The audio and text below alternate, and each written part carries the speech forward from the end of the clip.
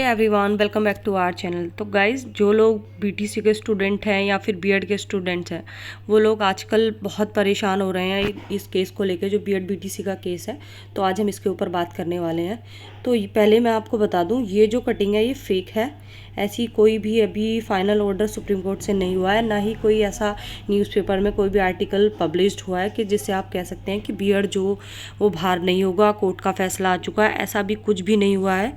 आप जो देख रहे हैं ये एडिटिंग की हुई है, कोई एक पुरानी क्लिप है, सॉरी, कोई पुरानी आपने लेके कोई भी आर्टिकल उसमें उसके साथ छेड़छाड़ करके और ये कर दी गई है। तो मैं आपको बताऊं, ये जो मुझे किसी स्टूडेंट ने, आप लोगों में से किसी ने ईमेल की है, तो ये आपके लिए मैं बता दूं कि ये फेक है। ऐसी कोई भी न्यूज़ अभी देखने के लिए नहीं मिलेगी। जैसे मैंने अभी चेक किया था, तो ये इसकी ऑफिशियल वेबसाइट है, जहाँ पर अभी कोई भी ऑर्डर इशू नहीं हुआ है और ना ही अभी कोई फाइनल फैसला सुप्रीम कोर्ट द्वारा सुनाया गया है। जैसे ही सुप्रीम कोर्ट का कोई फाइनल फैसला आएगा, वो आपको हमारे चैनल द्वारा प्रोवाइड कर दिया जाएगा। अभी फ़िलहाल एक ऑर्डर है जो रिटर्न में उसकी बात हो रही है, और उसके चलते और प्लस और 2-3 ऐसे कारण हैं जिसके चलते हम कह सकते हैं कि आपका जो बीएड है वो इससे बाहर नहीं होगा। जैसे आपको पहले भी पता होगा कि 3-4 पॉइंट ऐसे काउंटर किए जा चुके हैं एनसीटी ने, और ये जो सारा जो आपका हो रहा है, ये प्रॉब्लम जो क्रिएट हो रहा है, इसका रीज़न एनसीटी ही है। क्योंकि इससे पहले जो आपको ऐड किया गया था, बीएड को ऐड किया गया था, जो 2018 वाली जो वैकेंसी थी, वो एनसीटी ही नहीं किया था। तो इन्होंने पहले क्या रखा, इन्होंने पहले कहा कि इससे पहले भी जो आप दे रहे थे, जो जूनियर वाला सुपर टेट था, जूनियर सुपर टेट 6 to 8 वाला, उसमें बीटीसी ने भी तो पार्ट लिया था। तो उस पर आपके जज ने कहा है कि भाई 6 to 8, आपको जैसे पता होगा 1st to 8 तक आपके जो स्टूडेंट्स हैं बीटीसी वाले, वो लोग एलिजिबल हो हैं। तो इस बात को तो आप नहीं कहिए कि वो उन लोगों को भी अपर में हम लोगों ने ऐसे मौका दिया है। और दूसरा चीज़ थी कि भाई उन्होंने कहा कि इतने ज़्यादा जितने भी पद निकले थे वो रिक्त हो गए थे। तो इस पे आपके कोर्ट में से जो सुप्रीम कोर्ट के जो जज थे, उन्होंने कहा कि कोई भी ऐसा एग्ज़ाम नहीं होता है इंडिया में जिसमें रिज़ल्ट 100% आता हो। तो ये वाली बात भी आपकी सिरे से खारिज कर दी गई थी। फिर उन्होंने कहा कि अगर हम बीएड को इंक्लूड करके बाद में ब्रिज कोर्स करा दें तो ये सही रहेगा। अगर भाई आप लोगों को इतना प्रॉब्लम है, बीटीसी में ये इंक्लूड नहीं हो सकते, तो ब्रिज कोर्स करा देंगे। तो जज साहब ने कहा कि अगर आप ब्रिज कोर्स करा रहे हैं, दैट मीन कि बीएड इसके लिए एलिजिबल नहीं हुआ। ऐसे तो आप किसी और कोर्स से भी, किसी भी और कोर्स का स्टूडेंट आके अपना टेस्ट पास करे और इसके बाद आप इसमें एलिजिबल हो जाओ, बाद में आप उसे भी ब्रिज कोर्स करा देंगे। तो ये तीनों जो काउंटर किए थे एनसीटी ने, तो इसको सिरे से खारिज करते हुए जज साहब ने तीनों को ही सिरे से नकार दिया है।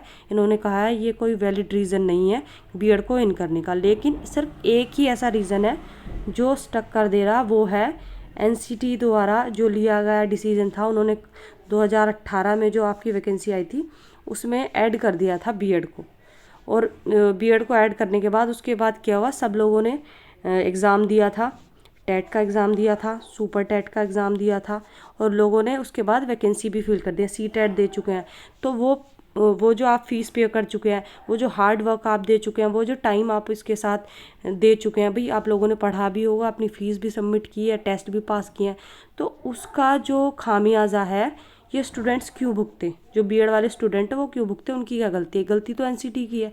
तो इस बात को देखते हुए, इस बात को ध्यान में रखते हुए सुप्रीम कोर्ट ने थोड़ा इस बात को सोच विचार में लिया है कि जो बीएड स्टूडेंट है उनके साथ जो जागती है, उन लोगों ने एग्ज़ाम भी पास किए हैं, अपना टाइम भी दिया है, प्लस वो लोग फ़ीस भी पे कर चुके हैं इन एग्ज़ाम्स के लिए, तो अब उनके साथ ये होना गलत है। तो ऐसे हो सकता है कि कुछ टाइम पीरियड के जो स्टूडेंट्स हैं, लाइक 2018 से लेकर 2023 वाले, इन लोगों को इंक्लूड कर लिया जाए, उसके बाद चेंजेस हो जाएं।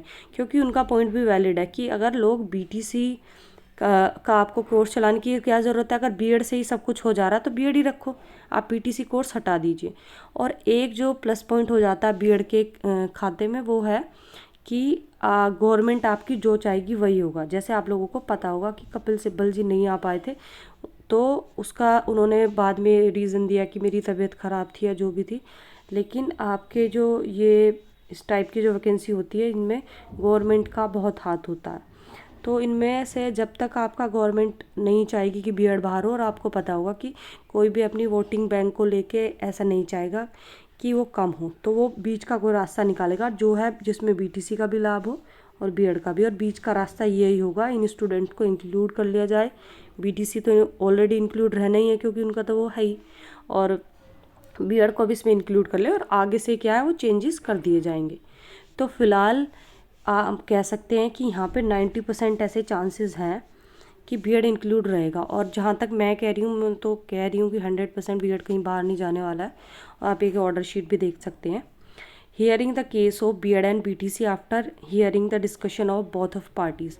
जब दोनों पार्टी का जो डिस्कशन हुआ उसे सुनने के बाद अब सुप्रीम कोर्ट ने क्या कंक्लूजन निकाला है। Supreme court has been come to the conclusion that BEd not be excluded from the primary teacher. आप देख सकते हैं साफ साफ कह दिया है कि भाई अभी जो ऑर्डर शीट है उसमें सामने आप देख ही रहे हैं कि BEd will not be exclude from the primary teacher recruitment. तो अब एक तो आप ये अपनी आंखों के सामने देख ही रहे हैं, और बाकी मैं 2 पॉइंट आपको बता रही हूँ जो बहुत स्ट्रॉन्ग है।